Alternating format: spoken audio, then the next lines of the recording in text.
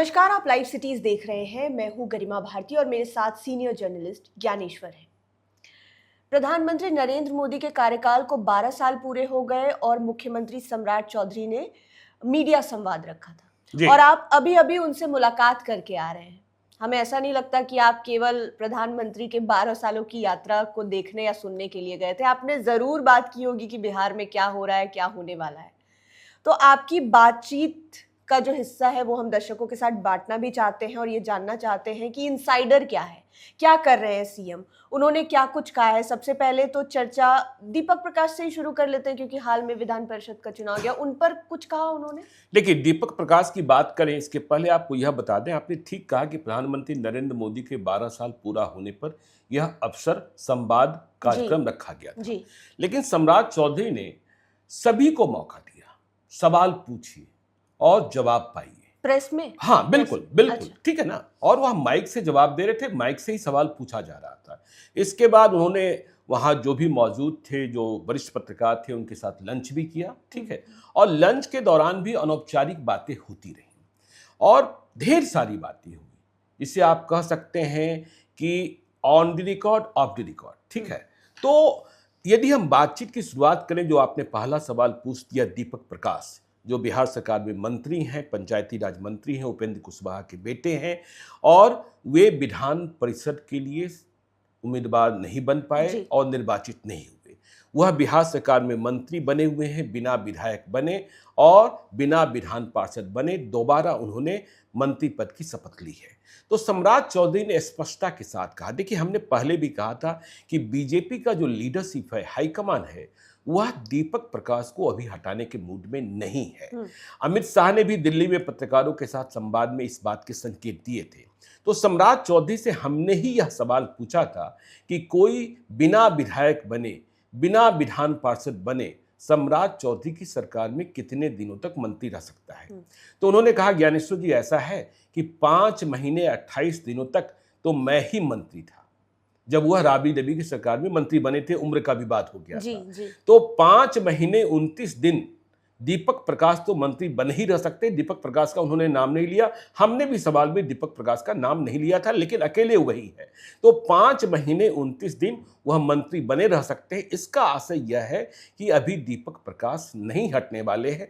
अब इन 5 महीने 29 दिनों में कौन सा रास्ता निकलेगा, क्योंकि रिक्ति स्पष्ट तौर पर दिखाई नहीं पड़ रही है। लेकिन उपेंद्र कुशवाहा भी आश्वस्त दिखाई पड़ रहे हैं, जो हमारे सूत्र बता रहे हैं कि उन्हें भरोसा है। देखिए, आपने पिछले दिनों देखा होगा प्रधानमंत्री नरेंद्र मोदी के साथ झालमुड़ी खाते हुए, तो उन्हें भी इस बात का भरोसा है कि इन दिनों में कोई ना कोई रास्ता निकल जाएगा। तो दीपक प्रकाश नहीं हटाए जा रहे हैं, दीपक प्रकाश अभी मंत्री रहेंगे। यह बात सम्राट चौधरी ने सवाल के जवाब में स्पष्ट कर दिया है। अब देखना होगा कि रास्ता कौन सा होता है और 5 महीने 29 दिनों के बाद क्या होता है, या फिर 5 महीने 29 दिनों में ही कोई रास्ता निकल जाता है और ये जो है दीपक प्रकाश कहीं विधायक और विधान पार्षद तो नहीं बन जाते। यदि विधान परिषद में रिक्ति नहीं आ रही है तो जो एक सवाल लोगों के मन में तैरता आ रहा है कि कहीं ऐसा तो नहीं होगा कि दीपक प्रकाश की मां, जो सासाराम से विधायक चुनी गई हैं, वह इस्तीफा देंगी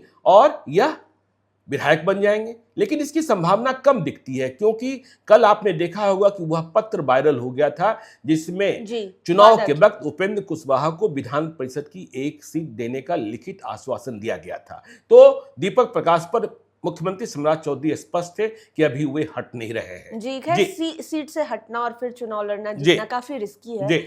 आप क्राइम एनालिस्ट है, क्राइम पर आपकी पकड़ है और आपने सम्राट चौधरी से क्राइम के बारे में कुछ नहीं पूछा हो, हम नहीं मान सकते। नहीं, सम्राट चौधरी से क्राइम पर भी बातचीत हुई, पिंडदान पर भी बातचीत हुई, लेकिन इसके पहले देखिए, बिहार के लोग जो जानना चाहते हैं शराबबंदी क्या खत्म होगी, यह बड़ा सवाल था संवाद के दौरान।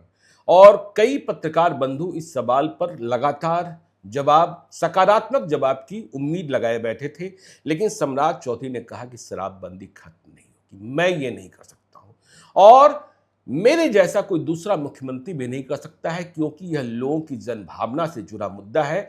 यह शराबबंदी लागू रहेगी। नीतीश कुमार ने 2016 में शराबबंदी लागू की थी। सम्राट चौधरी ने यह बात जरूर कही कि देखिए, हमें पता है जमीनी हकीकत क्या है, वास्तविकता क्या है। हमें यह भी पता है कि पुलिस वाले कितने मोटे हो गए हैं इस शराबबंदी के चक्कर में। उन्होंने स्वीकारा कि देखिए पहले क्या होता था कि अपराधियों की ठुकाई पिटाई नियंत्रण जब थानेदार करता था तब उनका भाव बढ़ता था, लेकिन अब दूसरे रास्ते हो गए, शराबबंदी का रास्ता, इसका फायदा उठाया जा रहा है। तो सम्राट चौधरी ने कहा कि देखिए हमें पीने वालों से बहुत ज्यादा नफरत नहीं है, उन्हें कहीं से मिल रहा है तब तो पी रहे हैं जी। हाँ, लेकिन जो धंधा कर रहे हैं उनकी कमर तोड़नी है, उनकी कमर तोड़नी है, क्योंकि उसके कारण शराबबंदी फेल हो रहा है।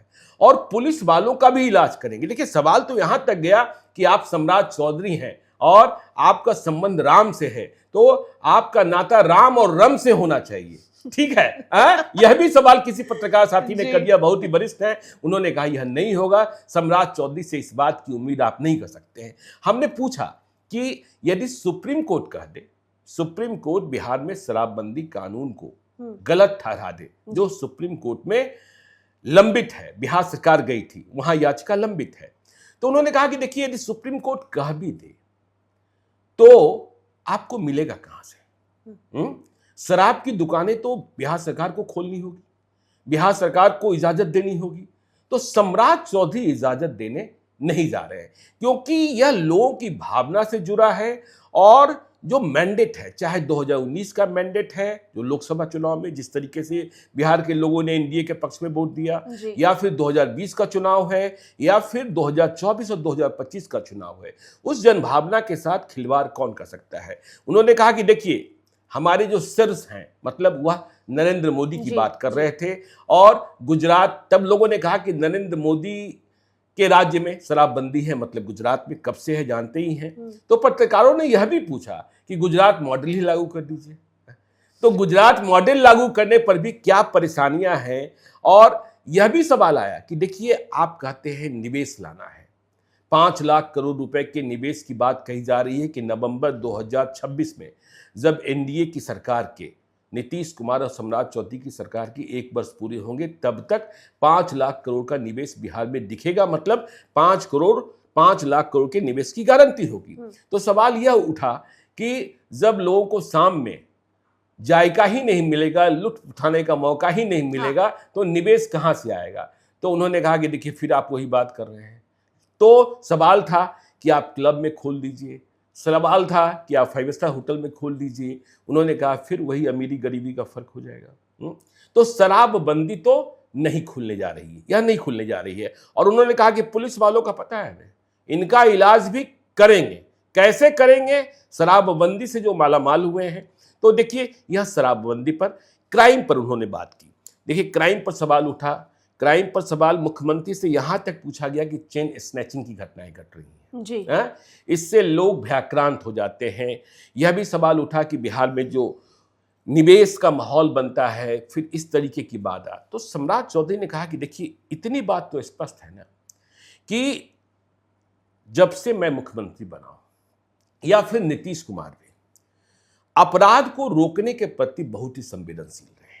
उन्होंने अपने कार्यकाल के बारे में कहा कि जब भी कोई बड़ी वारदात हुई है 48 घंटे के भीतर, 48 आवर्स के भीतर पुलिस ने नतीजे दिए हैं। तो जितनी वारदात हो रही है, जितनी बड़ी घटनाएं हो रही हैं, उन घटनाओं पर हमारी नजर है, उन गैंगस्टर्स पर हमारी नजर है, और अपराध को रोकना संकल्प है। अपराध तो खत्म हो नहीं सकता है, हाँ, तो रोकना संकल्प है। और उन्होंने फिर दोहराया, देखिए पिंडदान की बात कैसे आई।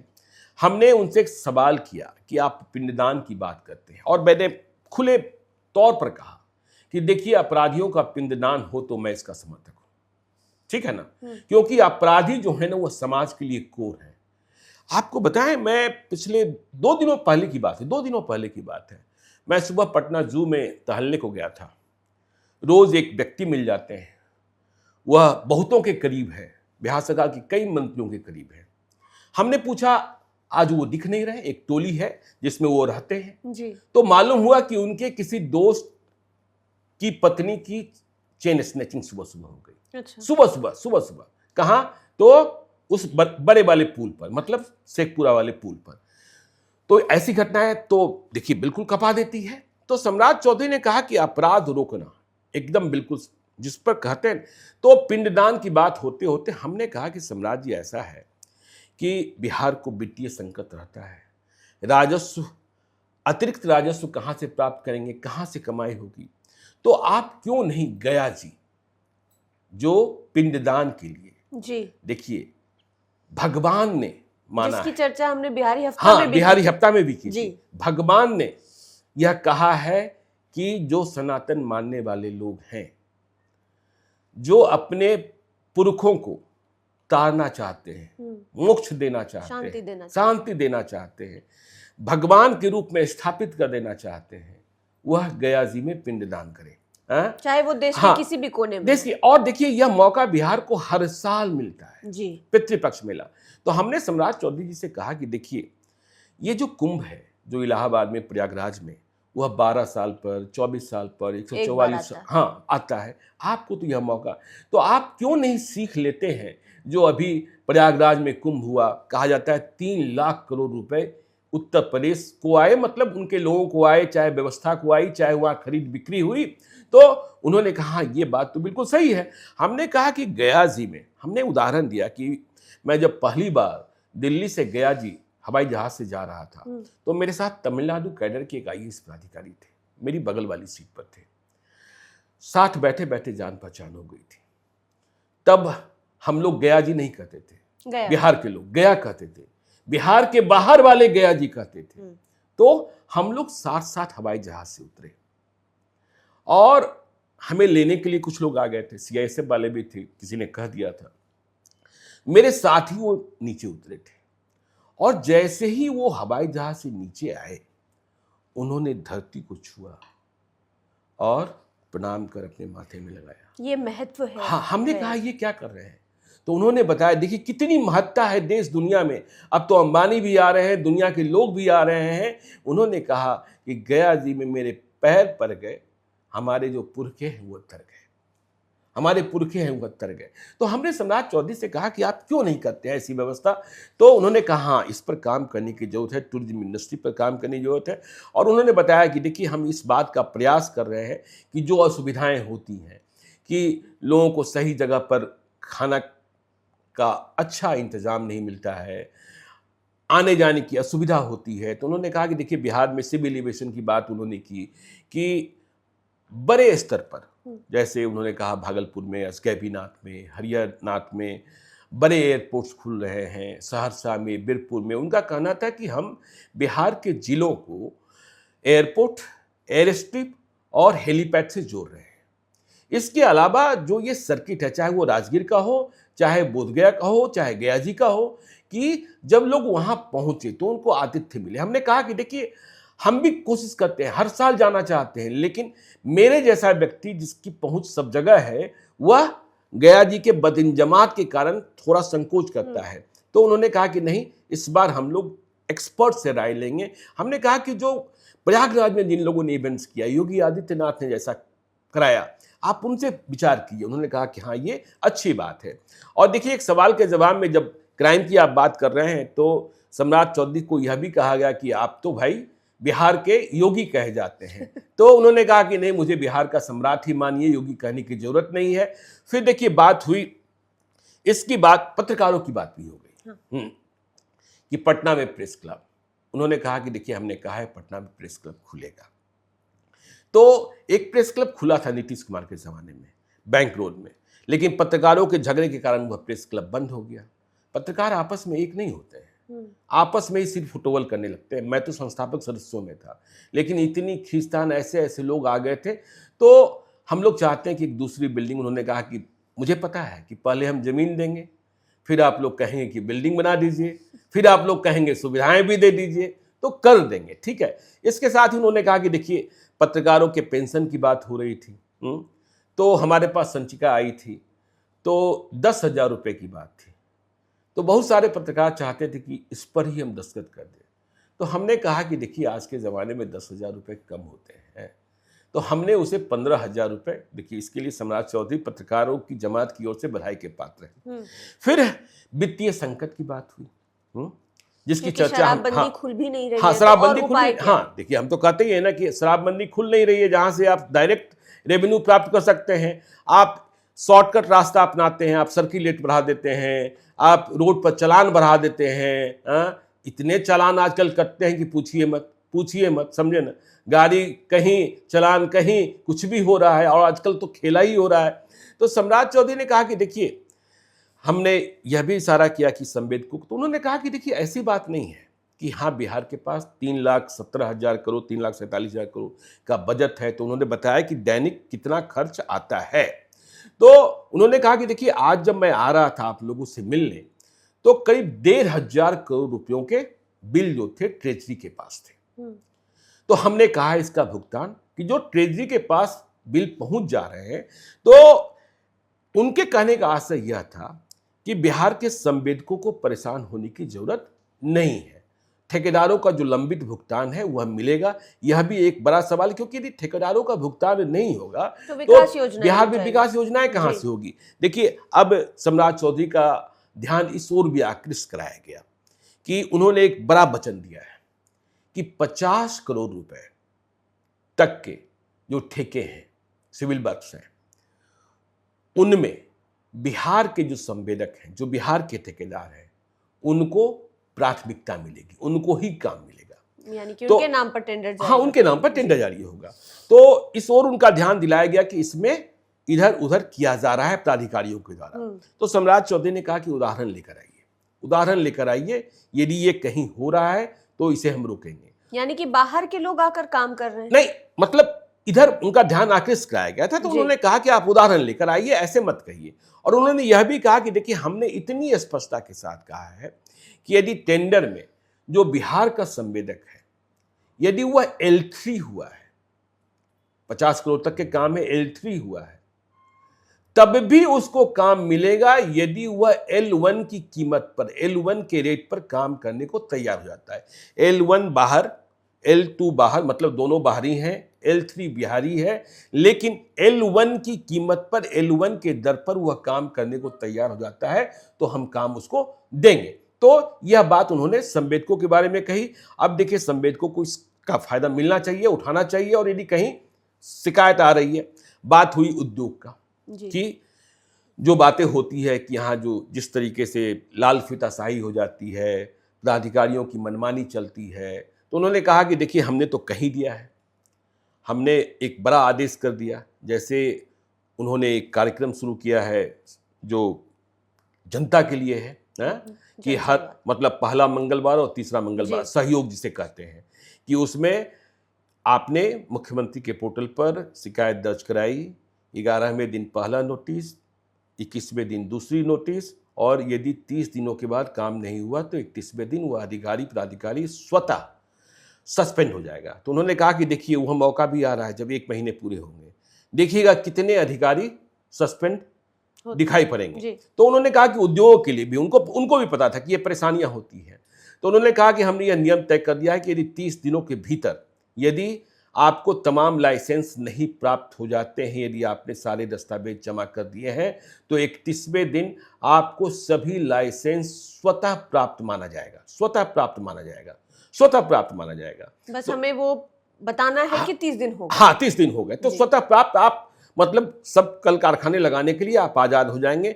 और फिर जो हमने आपको बात कही थी कि उन्होंने कहा कि देखिए 5 लाख करोड़ का निवेश नवंबर महीने में सुनिश्चित करना है। उन्होंने कहा कि देखिए इस दिशा में प्रयास भी लगातार किया जा रहा है। प्रधानमंत्री नरेंद्र मोदी से उन्होंने बातचीत की है, कई बड़ी परियोजनाओं के बारे में बातचीत की। और अच्छी बात यह है कि देखिए हम एक बात की शिकायत पहले भी करते आ रहे थे, जब नीतीश कुमार बीमार रहने लगे, नीतीश कुमार की सेहत ठीक नहीं रहने लगी, या बिहार सरकार का क्रियाकलाप थोड़ा उदासीन हो गया, कि हम लोग जाकर दिल्ली से मांगते नहीं थे।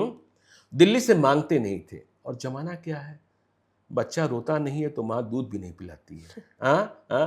तो सम्राट चौधरी जाकर मांग रहे हैं, और सम्राट चौधरी के रास्ते का अनुकरण उनके दूसरे मंत्रियों को भी करना चाहिए कि वह एक प्रोजेक्ट लेकर जाएं, एक नहीं 2, 3, 4, 5 प्रोजेक्ट लेकर जाएं।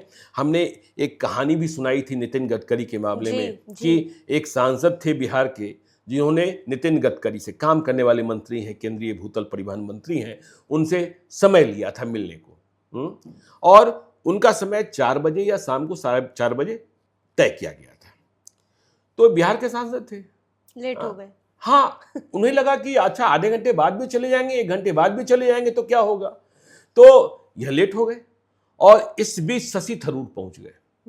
शशि थरूर का समय 15 मिनट नहीं, आधे घंटे के बाद था। तो शशि थरूर समय से 15 मिनट पहले पहुंच गए। तो नितिन गडकरी बिहार वाले सांसद का इंतजार कर रहे थे, ये समय से आए नहीं थे। तो मालूम हुआ शशि थरूर साहब आ गए हैं, तो उन्हें 15 मिनट पहले बुला लिया गया। शशि थरूर साहब 5 प्रोजेक्ट लेकर अपने स्टेट के लिए गए थे, जिसमें 4 पर रजामंदी हो गई और 1 पर रजामंदी नहीं, 4 प्रोजेक्ट उन्होंने ले लिया। तो शशि थरूर और नितिन गडकरी की जब बातचीत चल रही थी, तब तक लेट से पहुंचने वाले बिहार के सांसद भी पहुंच गए। तो हुआ कि ठीक है, थोड़ा समय तो बचा ही था, शशि थरूर साहब का काम भी हो ही गया था।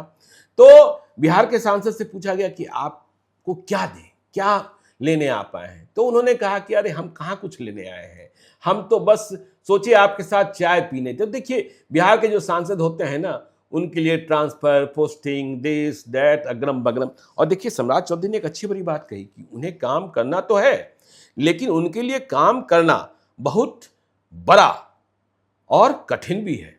क्योंकि नीतीश कुमार ने, उन्होंने बात क्या कही, देखिए हम लोगों ने पिछले दिनों एक कार्यक्रम किया था कि बिहार में बिजली बहुत कट रही है जी। लेकिन हम लोगों ने पटना का उदाहरण भी दिया था कि पटना की बिजली उत्तर प्रदेश की बिजली से ज्यादा अच्छी है। नोएडा और गाजियाबाद में जिस तरीके से बिजली कट रही है, पटना में बिजली नहीं कटती है।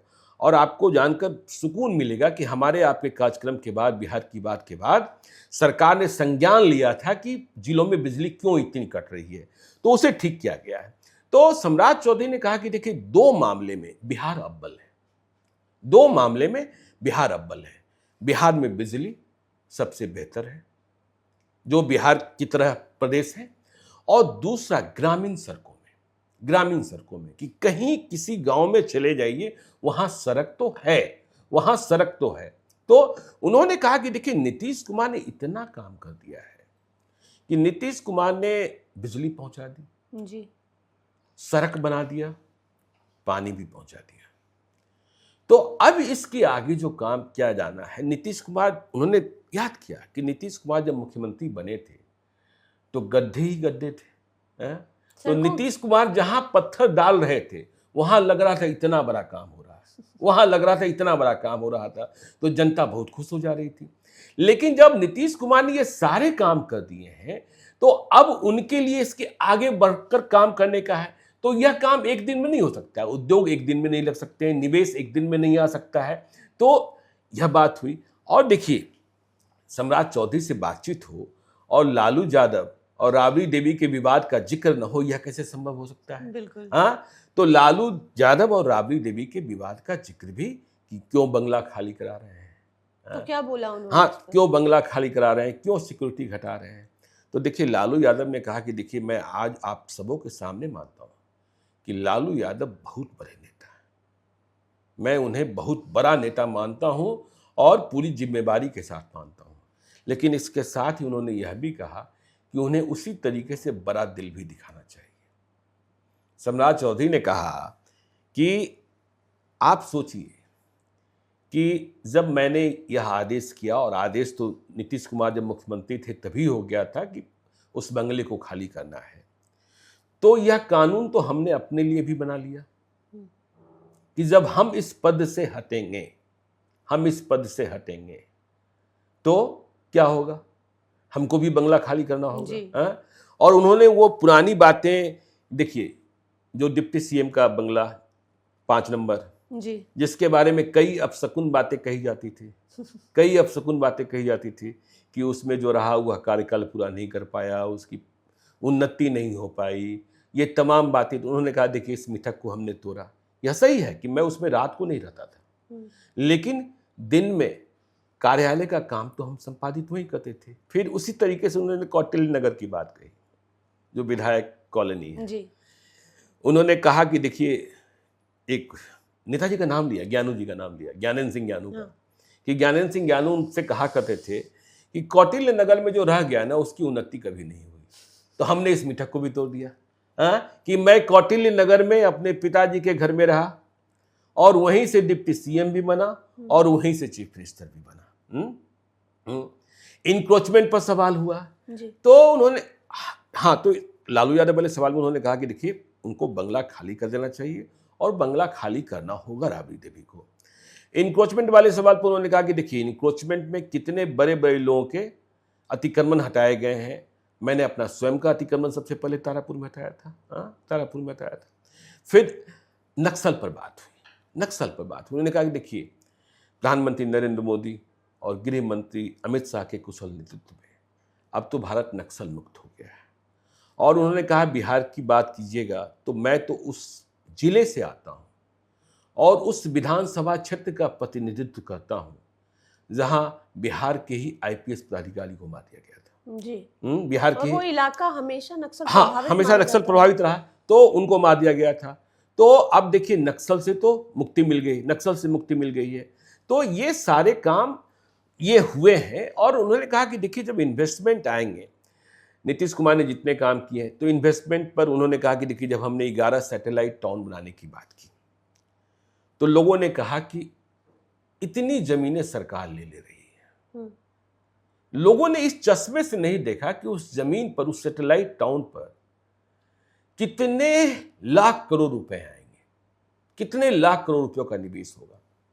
उन्होंने कहा कि याद कीजिए कि 80 के जमाने में टाउनशिप बिहार में बना कहां, बिहार में कॉलोनीज बनी कहां, कि 80 के दशक में उन्होंने याद दिलाया कि 80 के दशक में कंकरबाग कॉलोनी बनी थी जी। तब उसे एशिया की सबसे बड़ी कॉलोनी कहा जाता था जी। लेकिन इसके बाद तो पटना जो है कॉलोनी बनाना ही भूल गया।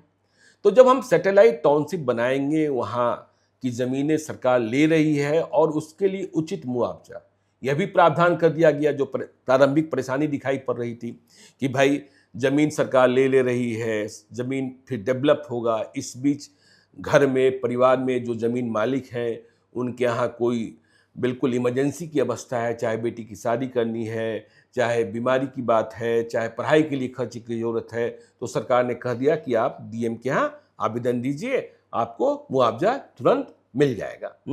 तो उन्होंने कहा कि देखिए जब सैटेलाइट टाउनशिप बनेंगे तो अवसर नए पैदा होंगे। स्कूलों की बात हुई, क्योंकि हम और आप सभी मानते हैं कि बिहार की उन्नति बिहार के ज्ञान से ही हो सकती है, बिहार के ज्ञान से ही हो सकती है।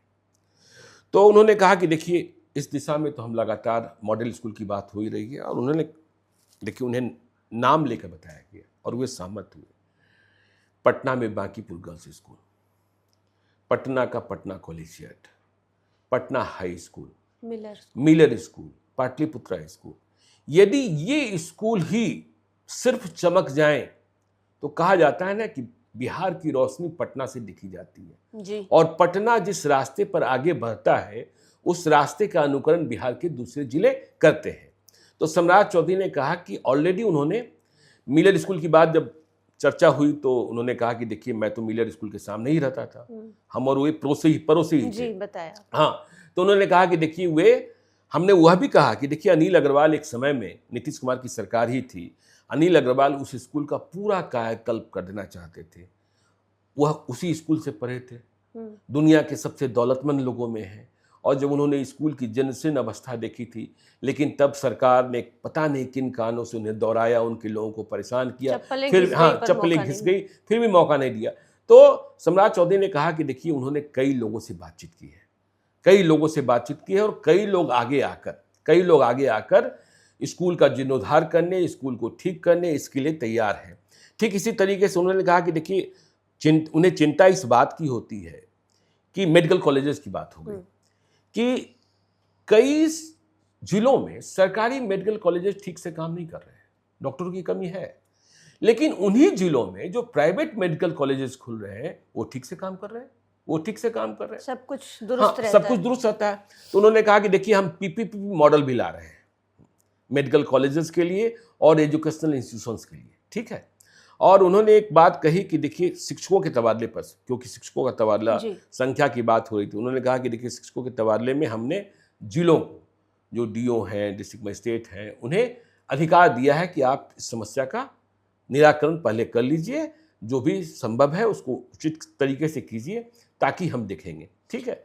फिर उन्होंने नरेंद्र मोदी से बातचीत के दौरान उन्होंने कहा कि देखिए हमने बिहार में कई योजनाओं के लिए कहा। फिर नरेंद्र मोदी ने एक बात कही जिसे हमने मान लिया है कि हर 2 महीने पर या फिर 1 महीने पर जिसमें 100 करोड़ से अधिक का निवेश है, वो मामले कहां अटक जा रहे हैं, क्यों फंस जा रहे हैं, क्यों नहीं उनका काम तेजी से हो रहा है, इसकी समीक्षा सम्राट चौधरी ने तय किया है कि वे स्वयं किया करेंगे। और फिर आखिर में देखिए बहुत सारी बातें हुई है, कई बातें भी हम लगातार चलती रही, करीब 2 घंटों का सेशन रहा, तो अभी और भी वीडियो में बता ही देंगे। तो उन्होंने कहा कि देखिए इस तरीके का संवाद हम पत्रकारों से लगातार मिलते रहेंगे, उनसे भी समझते रहेंगे, क्योंकि उन्होंने माना कि पत्रकार जो होते हैं वो आईना होते हैं, उन्हें समाज की हर परेशानी का पता होता है क्योंकि वो ज़्यादा लोगों से घुलते मिलते हैं। तो यह काम जरूर किया जाएगा आगे भी। 1.5 महीने के भीतर 2 महीने से कम समय में यह उनकी दूसरी मुलाकात पत्रकारों के साथ हुई। तो सम्राट चौधरी शराबबंदी पर तो बिल्कुल स्पष्ट है कि शराबबंदी खत्म नहीं होगी, दीपक प्रकाश नहीं हटेंगे, स्कूलों की स्थिति सुधारी जाएगी और अपराधियों का पिंडदान होता रहेगा, मतलब निवेश आते रहेंगे। हाँ, हाफ इनकाउंटर फुल इनकाउंटर चलते रहेंगे। और जो शराब का धंधा करने वाले जो लोग मोटे, हाँ देखिए एक इशू तो भूल ही गए ना, भ्रष्टाचार। जी, सबसे जरूरी भ्रष्टाचार, क्योंकि सवाल सीधा पूछ दिया गया था कि एक आईएएस अफसर तो फरार हो गए हैं रिशुश्री के मामले में। हाँ, रिशुश्री के मामले में तो उन्होंने नाम नहीं लिया। उन्होंने कहा कि देखिए आप जिस आईएएस की बात कर रहे हैं वो आईएएस पहले जेल जा चुके हैं, लंबे समय तक जेल में रहे, ईडी ने उनके खिलाफ कार्रवाई की है, और यदि वे फरार हुए हैं तो वे बचेंगे नहीं। उन्होंने कहा कि देखिए भ्रष्टाचार पर चाहे कोई भी हो, यदि एविडेंस है तो समझौता नहीं होगा। यह बात उन्होंने 3 बार दोहराई। और इस मामले में कितने लोग, देखिए 3 लोग अभी गिरफ्तार कर जेल भेजे गए, रिशुश्री पहले भेजा गया, और 2 आईएएस सस्पेंड किए जा चुके हैं, उनके खिलाफ प्राथमिकी दर्ज करने की कार्रवाई चल रही है। और सम्राट चौधरी ने मुझसे भी एक बार कहा था, निजी बातचीत में कहा था कि देखिए ज्ञानेश्वर जी, रिशुश्री मामले में जहां से भी या और भी कोई भ्रष्टाचार का मामला हो, यदि एविडेंस है तो एविडेंस को लाइए, एविडेंस यदि भ्रष्टाचार है तो बोलिए, सरकार कार्रवाई करने को तैयार है।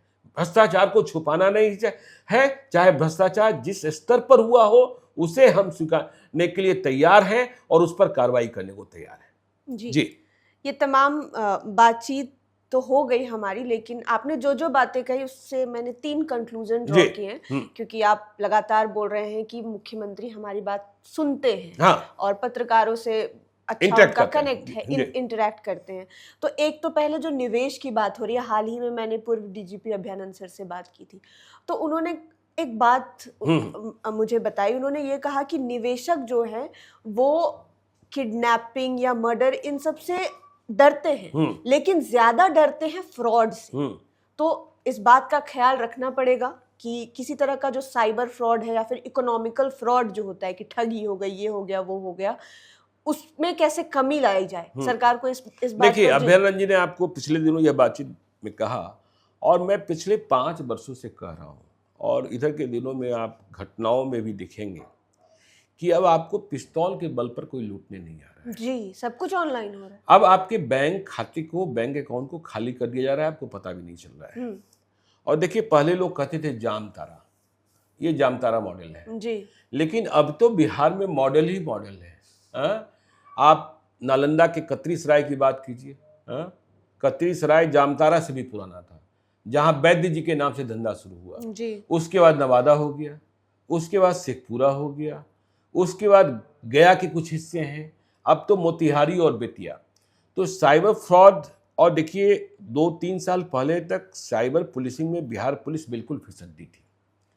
राजविंदर सिंह भट्टी जब बिहार के डीजीपी बने, तब उन्होंने साइबर पुलिसिंग की ओर काम शुरू किया था, और जिसे विनय कुमार और कुंदन किशन ने आगे बढ़ाया है। तो यह एक बड़ा चैलेंज है। रोज आप सुनते हैं कि अरेस्ट करके, डिजिटल अरेस्ट करके इस तरीके से लूट लिया गया, इसके खाते से पैसे निकाल लिए गए, उसके खाते से पैसे निकाल लिए गए। तो इससे तो आपको बचना होगा, और इस पर कार्रवाई, देखिए सूखा नशा बिहार के लिए एक दूसरा सिरदर्द है, यह भी सवाल उठा है। हाँ, यह भी सवाल उठा है। तो सूखा नशा से भी आपको निपटना होगा। और साइबर फ्रॉड से भी देखिए, मुझे लगता है निवेशक, जो आपने कहा ना किडनैपिंग और उन घटनाओं से ज़्यादा, उससे ज़्यादा जो निवेशक है ना, लफुआगिरी से परेशान होते हैं जी, लफुआगिरी से, नेतागिरी से परेशान होते हैं। तो सम्राट चौधरी ने कहा कि देखिए, उन्होंने कहा है कि थाना, ब्लॉक और सर्किल ऑफिस में कैमरे लगाए जाए। उनसे पूछा गया कि हरे गमछे वाली की बात तो आप करते हैं, तो उन्होंने कहा कि नहीं, हम थाना, ब्लॉक और सर्किल ऑफिस में कैमरे लगवा रहे हैं, और कैमरे से यह पहचान की जाएगी कि थाने में लगातार आने वाले लोग कौन हैं, अंचल ऑफिस में लगातार आने वाले लोग कौन हैं, बहुत जरूरी। हाँ, ब्लॉक में लगातार आने वाले लोग कौन, इनकी पहचान क्या है, ये कौन लोग हैं जो बेवजह और फाजिल रूप से यहाँ आते हैं, और ये किस रूप से वहाँ के कामकाज को प्रभावित करते हैं। तो यह बात उन्होंने कही। और देखिए, लफुआगिरी की आप बात हम आपको बताएं, तब बिहार झारखंड एक था, यही कंक्लूड कर लेंगे। गिरिडीह में एक आयरन फैक्ट्री है, वहाँ लोगों ने, कुछ विवाद हुआ, लोगों ने हड़ताल करा दी। हड़ताल क्या करा दी, हड़ताल तो नहीं हुआ, गेट पे ताला मार दिया, ठीक है, एक पॉलिटिकल पार्टी के लोगों ने। और फिर जो आयरन फैक्ट्री के मालिक थे, स्टील फैक्ट्री के, उन्होंने वहाँ के नेताओं से बातचीत की, और उनकी हर कीमत वह देने को तैयार थे, जो नुकसान या जो कुछ भी बात है। मुझे लगता है उस जमाने में वो आयरन फैक्ट्री के मालिक 20 लाख रुपए देने को 2 या 3 दिन में ही तैयार हो गए थे उस संगठन के नेता को। लेकिन लोगों ने 27 दिनों तक ताला लगाए रखा, और अंतिम में 2 लाख रुपए पर मान गए। तो ये लफुआगिरी ही कहते हैं। बिल्कुल। हाँ, कि आप जिस परिवार की संवेदना को लेकर तालाबंदी किए, उसे 20 लाख रुपए की सहायता दूसरे या तीसरे दिन ही पहुंचा सकते थे, लेकिन आपने 27 दिनों तक उत्पादन ठप कराकर करोड़ों का नुकसान पहुंचाया, वहां फैक्ट्री का माहौल खराब किया, और अंतिम में 2 लाख रुपए पर मान गए। तो ये लफुआगिरी है। इस लफुआगिरी से आपको बचना होगा, ठीक है ना। नेताजी पहुंच जाते हैं, ये जमीन हमारी है, ये जमीन हमारी। आजकल तो देख ही रहे हैं, किस जमाने का रिकॉर्ड निकाल करके जमीन किसकी है, जमीन कौन एक नया कागज लेकर के चला आ रहा है और उस पर विवाद खड़ा कर दे रहा है। तो ये सारी बातें होती रही है। जी, तो बिल्कुल ये सारी बातें हुई है, और हमें लगता है कि आपकी जो चर्चा हुई या फिर बातचीत हुई वो काफ़ी सार्थक है। बस 1 मिनट का समय ले रही हूँ। ये मॉडल स्कूलों की बात हुई, अगली बार जब आपकी चर्चा हो तो आप सवाल ज़रूर कीजिएगा कि मॉडल स्कूल बेहतर कैसे बनेंगे अगर वही शिक्षक जो अभी पढ़ा रहे हैं सेम कैपेबिलिटी के साथ वो मॉडल स्कूलों में पढ़ाएंगे, या उन्हें ट्रेनिंग देकर बेहतर बनाया जाएगा, या और ज़्यादा जो एजुकेटेड टीचर्स हैं उन्हें लाया जाएगा। एक सवाल ये। दूसरा ये कि उन्होंने खुद स्वीकारा कि पुलिस वाले मोटे हो रहे हैं शराबबंदी के चक्कर में। हम बनारस से आ रहे थे, हमारा इतना छोटा बैग क्यों चेक किया जा रहा है, हम 1 बोतल शराब लेकर आएंगे क्या? तो इन सब चीजों नहीं, उन्होंने माना कि देखिए, आजकल बनारस में बैजनाथ धाम में, उधर कुशीनगर में, इधर कोडरमा में बिहार के टूरिस्ट बहुत अधिक बढ़ गए हैं जी। और देखिए, जो मॉडल स्कूलों की आप बात कर रही हैं, स्कूलों की बात कर रहे हैं, सबसे पहले तो आपको लीडर बदलना होता है। बिल्कुल। आप सुनते हैं कि एक जिले में एसपी गया और उस जिले में क्राइम कंट्रोल हो गया, एक जिले में डीएम गया, नाम से कांपने लगते हैं। देखिए, यदि आप स्कूलों में, हम कहते हैं पूरा स्कूल मत बदलिए, आप हेडमास्टर और 5 मास्टर पहले बेहतर दे दीजिए। बिल्कुल। हाँ, बेहतर दे दीजिए। फिर देखिए, वो हेडमास्टर साहब उस स्कूल को ठीक कर देंगे। जो नहीं पढ़ाने वाले होंगे वो तबादला लेकर के भाग जाएंगे, और नहीं तो उन्हें पढ़ाना होगा, और पढ़ाने के लिए पढ़कर आना होगा, सीख के आएंगे। हाँ, पढ़ के आना होगा, और ट्रेनिंग की जिम्मेवारी सरकार को है। तो बिल्कुल अगले मुलाकात में आप ये चर्चा जरूर रखिएगा। हाँ, मेरी बातचीत होती रहती है, मैं आपकी सलाह। जी, बिल्कुल। तो ये बातें कही है मुख्यमंत्री सम्राट चौधरी ने, उन्होंने अपने पीसी में भी खुलकर बातें की। सारी बातें आपने सुनी है कि क्या कुछ उन्होंने कहा है, शराबबंदी नहीं होनी है, क्राइम कंट्रोल होगा, अपराधियों का शराबबंदी जारी रहेगी। जी, शराबबंदी जारी रहेगी, माफ करिएगा, क्राइम कंट्रोल होता रहेगा, और अपराधियों का जो पिंडदान है वो रुकने वाला नहीं है। और बिहार को बेहतरी की ओर ले जाने के लिए निवेशक जो हैं वो आएंगे। राबड़ी देवी को बंगला खाली करना होगा, और लालू राबड़ी यादव, देवी हाँ को जी, भी बंगला खाली करना होगा, नियम मानना होगा, क्योंकि सम्राट चौधरी भी अगर नहीं रहेंगे पद पर तो वो भी अपने लिए यही नियम बनाकर जा रहे हैं। बिल्कुल। तो बहुत बहुत शुक्रिया आपका तमाम बातें शेयर करने के लिए। हम उम्मीद करते हैं कि थोड़ी उम्मीद की किरण लोगों में भी जगी होगी और उम्मीद करते हैं कि जो बातें हुई है वो धरातल पर बहुत क्विकली दिखने लगेगा, ताकि बिहार जो है वो बदले। आप लाइव सिटीज के साथ बने रहें। इस वीडियो को यूट्यूब पर देख रहे हैं तो चैनल को सब्सक्राइब करें, फेसबुक पेज लाइक करें। आप हमें हमारे सोशल मीडिया हैंडल्स पर भी फॉलो कर सकते हैं। धन्यवाद। धन्यवाद।